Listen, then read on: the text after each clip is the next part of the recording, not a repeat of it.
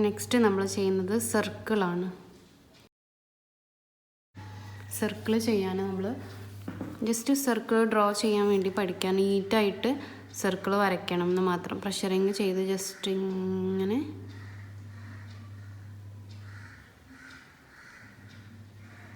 Touch ചെയ്ത് കൊടുക്കാം.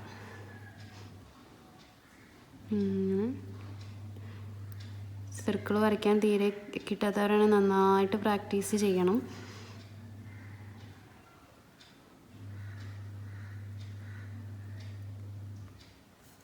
കണ്ടോ, ഇതേപോലെ നമുക്ക് ചെറുത് വേണമെങ്കിൽ ചെറുത് ചെയ്യാം, വലുത് വേണമെങ്കിൽ വലുതും ചെയ്യാം.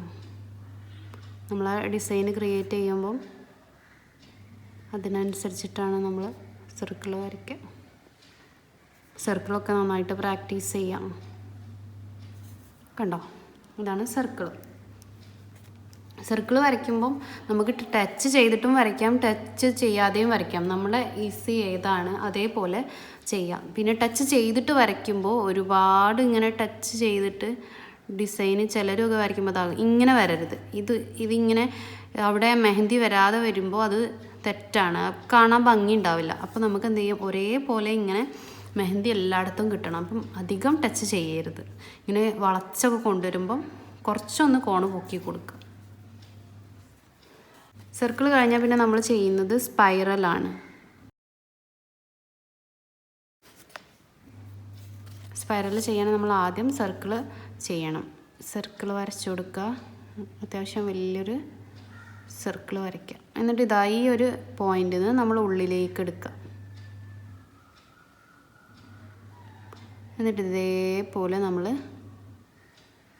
ചുറ്റിച്ചു കൊടുക്കുക, ഒരു ജിലേബി പോലെ. എന്നിട്ടൊരു ഡോട്ടും കൊടുക്കുക. കണ്ടില്ലേ, ആദ്യം നമ്മൾ ഒരു സർക്കിൾ വരയ്ക്കുക. എന്നിട്ട് ഉള്ളിലേക്ക് ഇങ്ങനെ ചുറ്റിച്ചു കൊടുക്കുക. നല്ല നീറ്റായിട്ട് എവിടെയും ടച്ച് ചെയ്യാതെ സ്ലോലി ചെയ്താൽ മതി. എന്നിട്ടൊരു ഡോട്ട് കൊടുക്കുക.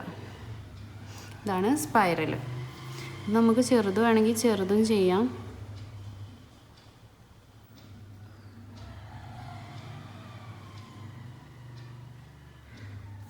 കണ്ടോ, ഇതേപോലെ സ്പൈറൽ ചെയ്യുമ്പോൾ നമ്മൾ വലിയതാണ് ചെയ്യണമെന്നുണ്ടെങ്കിൽ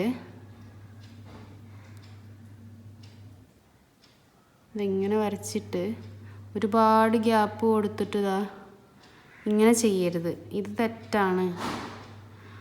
കാരണം ഇത് കാണാൻ ഭംഗി